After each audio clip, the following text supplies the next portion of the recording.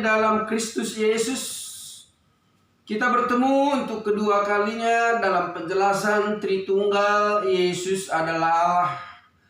Penjelasan yang pertama sudah saya jelaskan begitu rinci kenapa dia dipanggil Bapa. Kemudian di episode berikutnya ini ada 2 episode penjelasan Allah itu kenapa disebut anak. Yesus itu kenapa disebut anak. Tetapi sebelumnya, saudara yang dikasihi Tuhan, agar meringankan hatinya untuk memberikan subscribe. Bagi yang sudah memberikan subscribe-nya, terima kasih. Tuhan Yesus memberkati. Bagi saudara yang belum memberikannya, mohon memberikannya untuk mendukung penyebaran pelayanan ini, agar nama Tuhan dipermuliakan. Saya akan menjelaskan tentang nubuatan Yesus akan datang ke dalam dunia. Ada beberapa nubuatan nanti kita akan lihat di sini. Yang pertama, saya akan menjelaskan Tritunggal. Yesus adalah Allah. Saya akan menjelaskan dengan pendekatan biblika. Pendekatan atau usaha menjelaskan Alkitab dengan ayat-ayat Alkitab, dengan mensistemasikan pengajaran-pengajaran di dalam Alkitab dan akan mendapatkan kebenaran dari dalamnya. Itu yang akan saya gunakan dalam penjelasan. Terlihat nubuatan yang pertama. Nubuatan yang pertama adalah olehnya sendiri. Siapakah olehnya itu? Allah menubuatkan dirinya atau memberikan penjelasan kepada Adam yang jatuh dalam dosa itu, dia akan datang. Sebab ada beberapa nubuatan tentang kedatangannya di dalam Alkitab. Pusat atau sentral daripada nubuatan kedatangan Yesus Kristus itu terdapat di dalam Kejadian pasal 3 ayat 15. Dikatakan di sana, aku akan mengadakan permusuhan antara engkau dan perempuan ini, antara keturunanmu dan keturunannya. Keturunannya akan meremukkan kepalamu dan engkau akan meremukkan tumitnya. Yang dimaksud di sini adalah aku akan mengadakan permusuhan antara engkau dan perempuan ini. Dia di sini menjelaskan perempuan ini adalah Hawa. Allah menjelaskan keturunan ular akan berhadapan dengan keturunan perempuan itu.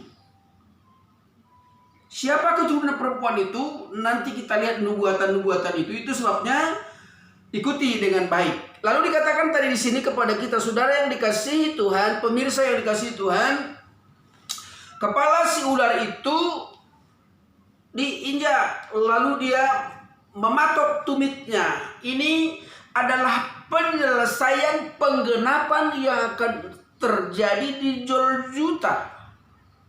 Yang dimaksud dengan keturunan perempuan itu adalah kelak akan ada inkarnasi atau Allah melawat umat manusia. Akan ada inkarnasi Allah melawat umat manusia. Itu nubuatan pertama. Nubuatan yang kedua tentangnya oleh Yakub. Nubuatan yang kedua tentang akan datangnya Yesus Kristus sebagai juru selamat. Ini bukan ucuk-ucuk dia diberikan SK, dilantik menjadi Tuhan. Bukan. Sebelum engkau lahir ke dalam dunia, dia sudah Tuhan.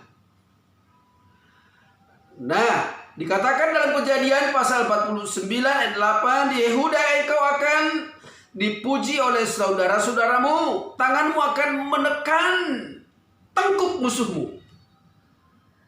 Dikatakan di sini, Yehudalah seperti anak singa, setelah menerkam engkau naik, hai anakku, ia meniarap dan berbaring seperti singa jantan atau seperti singa betina. siapakah yang akan berani membangunkannya? Itu nubuatan yang pertama. Nubuatan yang kedua. Nubuatan yang kedua dijelaskan di sini, dia akan datang seperti singa. Itu sebabnya dialah singa dari Yehuda.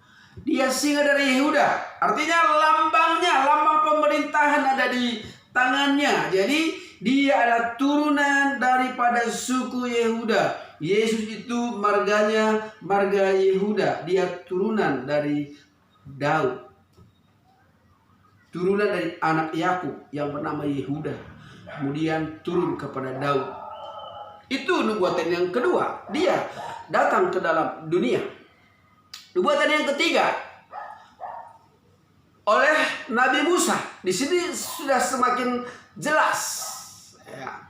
Tadi dikatakan di nubuatan yang kedua itu setelah dia menerkam, dikatakan ia meniarap dan berbaring seperti singa jantan atau seperti singa betina. Siapakah yang berani membangunkannya? Ketika Yesus sudah disalibkan, itu maksudnya. Yesus disalibkan, siapa yang dapat membangunkan dia? Siapa yang dapat membuat Yesus marah? Siapa yang dapat menolak Yesus adalah Tuhan? Tidak ada yang bisa. Walaupun ada banyak orang teriak-teriak hari ini menyatakan Yesus bukan Tuhan. Yesus ciptaan seperti manusia biasa. Itu hanya seperti angin yang berhembus kian kemari tanpa arti apa-apa. Itu sebabnya engkau sebagai orang Kristen, engkau hanya mentertawakan orang yang mengejek Yesus bukan Tuhan. Dia adalah Tuhan. Dia adalah Tuhan. Dia dinubuatkan ribuan tahun sebelum dia datang ke dalam dunia. Lalu nubuatan yang ketiga kita lihat di sini oleh Nabi Musa.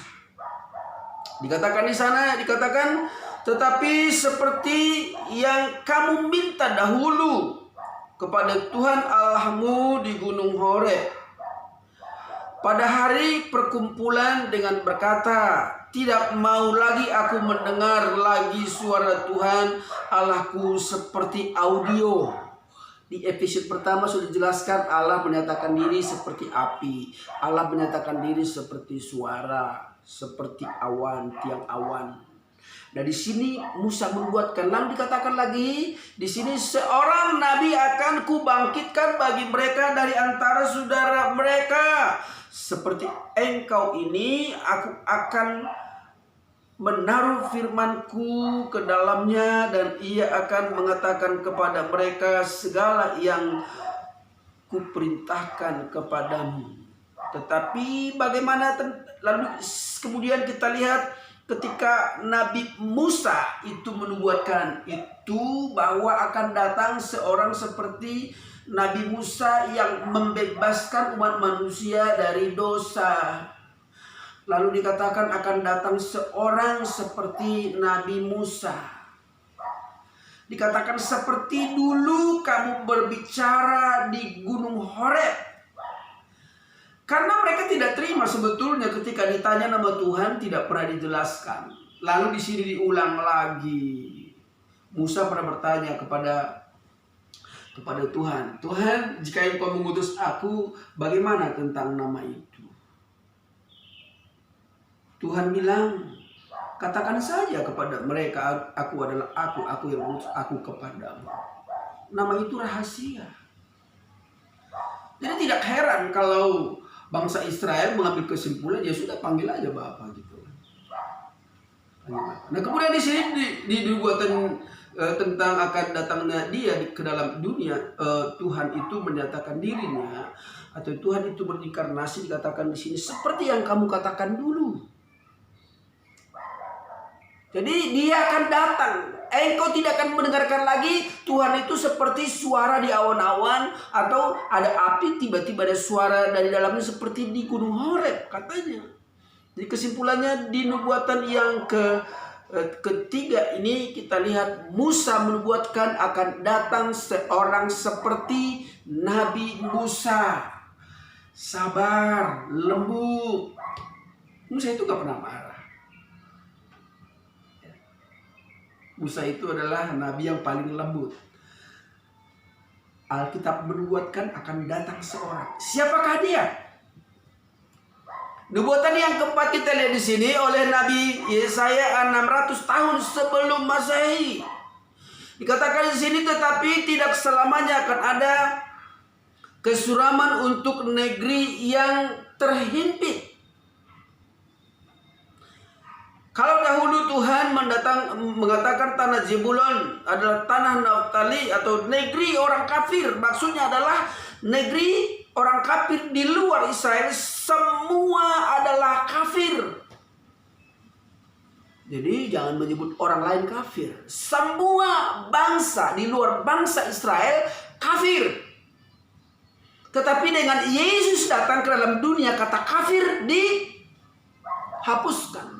Itu 600 tahun sebelum dia datang, dikatakan di sini, bahkan tidak selamanya akan ada kesuraman untuk negeri yang terhimpit itu.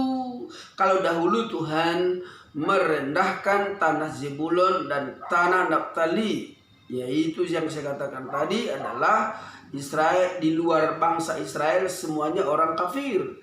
Tetapi dengan kedatangannya sebagai manusia, akan semua bangsa mempunyai hak yang sama menerima keselamatan dari Yesus adalah Tuhan.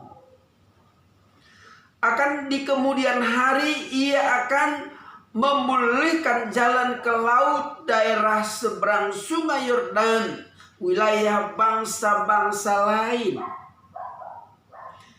Nubuatan yang keempat ini akan datang seorang, dia akan yang membebaskan, mempersatukan semua bangsa. Tidak ada lagi orang kafir.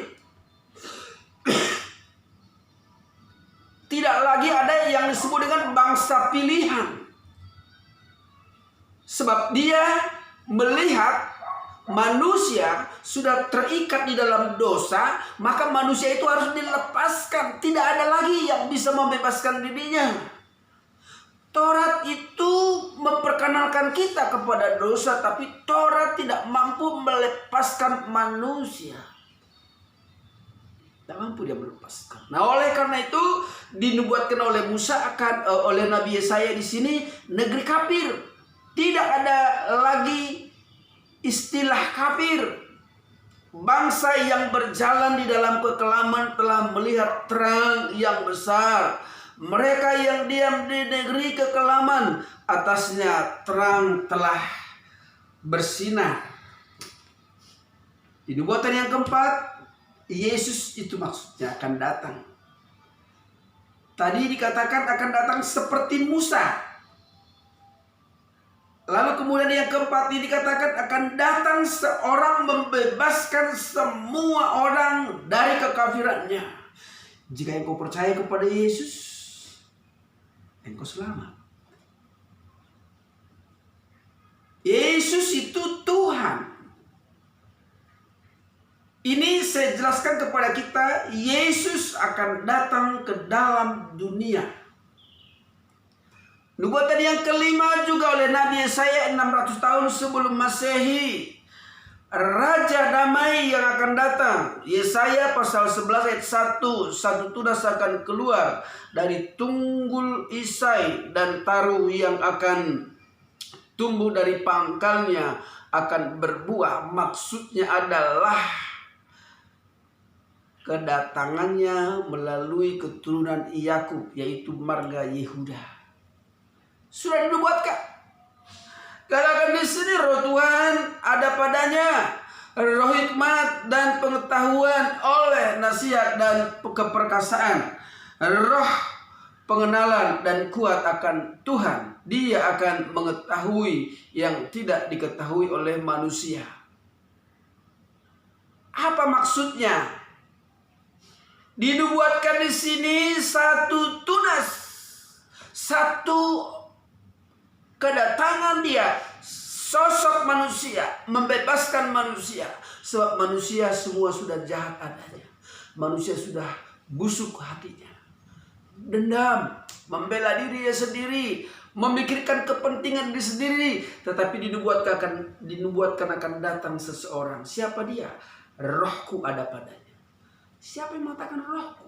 Dia sendirilah menjelaskan kepada Nabi, roh Tuhan itu akan ada pada manusia. Yesus itu yang menjelma menjadi manusia, membebaskan manusia.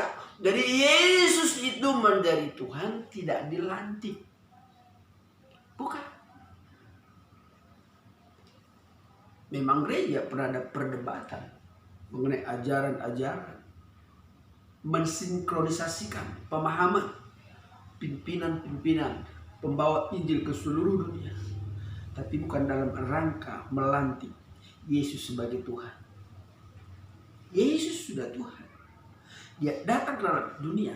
Jadi nubuatan dikatakan di sini, dia akan datang. Roh Tuhan ada padanya, roh hikmat dan pengertian, roh nasihat dan keperkasaan, roh pengertian, pengenalan dan takut akan Tuhan.